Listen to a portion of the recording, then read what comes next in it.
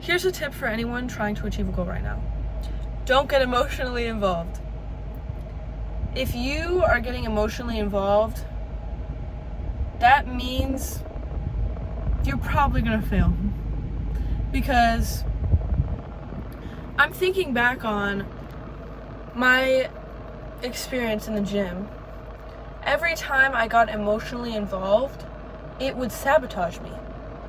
Every time I looked at the scale and I would feel emotional, it would sabotage me, because then it would dictate whether or not I ate more or ate less, and then I wouldn't go as planned, because I would think, oh, my weight hasn't gone down, so that obviously means I need to drop my calories. No. Stick to the schedule, stick to the plan, and try not to get emotionally involved. And that doesn't mean to not have passion for something, to not be excited for a goal to be achieved. That means don't let your emotions dictate what choices you make in order to achieve those goals. Because if you let your emotions get in the way of your decisions, you're gonna sabotage yourself. Think about all the decisions you made. Oh my gosh, I cannot speak today. Think of all the decisions you made purely off of emotions, because you were emotional. Did they turn out well? Because for me, they didn't turn out well at all. I failed. And failing is good for you, but you can prevent it by not getting emotionally involved. Because when it comes time for you to wake up and do your morning routine, and you're thinking, I don't want to meditate today, I'm sad, or I just feel drained, then you just missed out on an opportunity to make your day 10 times better, because you chose not to do something that's good for you. You chose not to pursue your goal. And that's why it's important to notice, to know why it is you're achieving these goals, and to remind yourself constantly. Because if you're doing these things and you don't remember why, obviously you're gonna let your emotions dictate your actions in one day, and then all of a sudden all those habits gone, because you forgot why, and then you let your emotions in. I choose to meditate daily because I know that when I meditate, I am more present. I'm in the present moment throughout my day. I'm able to control how conscious I am throughout the day. I'm able to access my intuition more. I'm able to act more intuitively throughout the day because I meditated and I cleared my mind. And I have to remind myself of that, or else one day is going to come by, I woke up a little too late, I'm running late, and I'm going to think to myself, I don't want to do this. And then I'm going to leave, and I'm not going to meditate the next day either, because I ruined the flow of it. Emotions can be valuable when those emotions include any emotion that motivates you, emotion that, such as passion, discipline. That's not an emotion, but if you have an emotion that you use to access discipline, such as, I know a lot of self-improvement people, they notice how they look like they don't use their emotions to get stuff done, which is why they succeed so well. Because they're not letting how they feel get in the way of what they know they must do.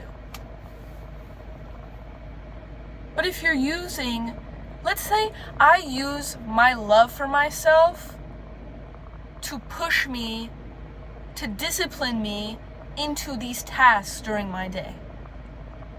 Because I love myself, I'm going to meditate because I know that I deserve the best, and I'm going to give myself the best through meditating because I know that once I've finished meditating, I'm going to feel so much better throughout the day. And it can be hard in a world full of instant gratification, sources of instant gratification, because meditating every day is going to feel like nothing compared to that immediate burst of energy, immediate burst of all this consumption, all this gratification you get immediately when you watch YouTube, when you watch Netflix, when you binge watch an entire series, when you eat way too much junk food. And when you're stuck in that loop of instant gratification, it can be hard to go to something that isn't along those lines, because it's gonna feel worse at first. You're gonna feel, you may dread it because it doesn't feel as good as the instant gratification. But the thing is, over time, it builds up exponentially. It builds up. And a year from now, you're gonna feel so much better than you did today because you've been meditating. And it's this gradual, subtle improvement that happens every single day. Not just running a race and winning. This is for the long run. But notice how your instant gratification is for the long run too. You just don't notice. The thing is, with instant gratification, you get it right away. But then it goes, your mental clarity goes down, your attention span, your ability to articulate, your ability to communicate with people because you're hiding behind the walls of your home, not talking to people as much. You gradually become worse and worse every single day. And once you're like 50, you're gonna look back and think, wow, what happened to me? How did I get like this? Or you can be doing your good habits, journaling, meditating, anything you want. And gradually you'll be 50 years old and you'll look back, wow, I feel like I have superpowers now. I can be so present that nothing can stand in my way now. Isn't that beautiful? And you're in full control. People complain, oh, I'm not in control of my life. You're in full control of your life because you're in full control of yourself. And you are the creator of your reality. So, I forgot what I was saying. Let me think. Let me cut this out. My apologies. I digress. But you will, when you need to do something, if you need to do something such as writing an essay for school, doing a task for your job, you don't want to get emotionally involved for that, because your emotions will just cause you to dread something, and it's going to feel so much worse, and you're going to procrastinate, and it's going to be such a negative experience because you decided to let your emotions become involved in a task that you needed to do anyways. You feeling those emotions is not going to help you achieve the task, is it? No. If it's not, don't let them in. Don't let them be involved in the task. Do the task, succeed, finish it, and now look at you.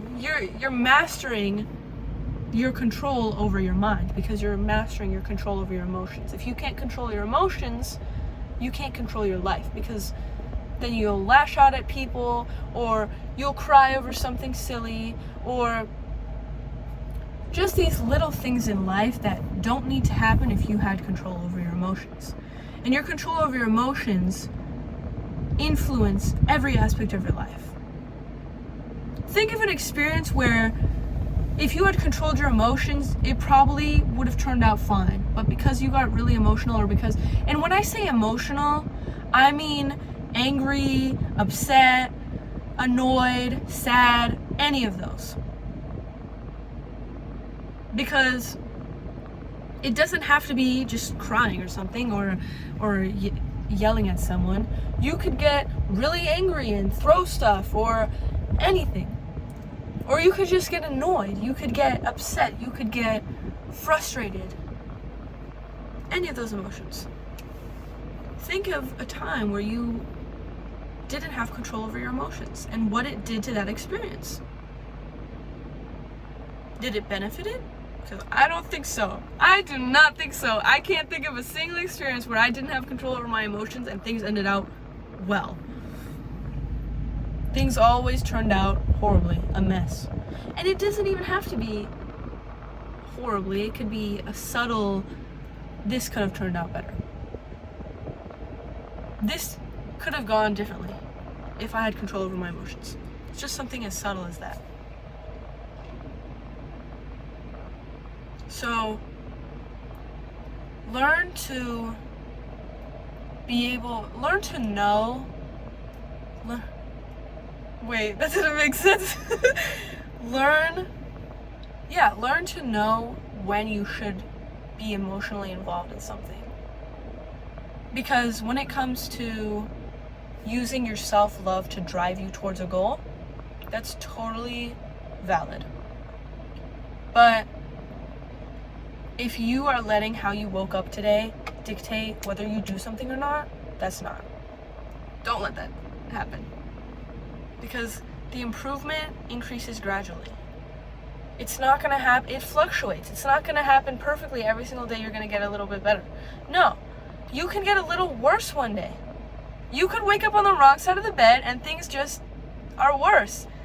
You could have gotten 5 hours of sleep last night and instead you gained a pound instead of losing one. And that's okay, because it's not gonna happen consistently. You're not just gonna gain 20 pounds because of that one day.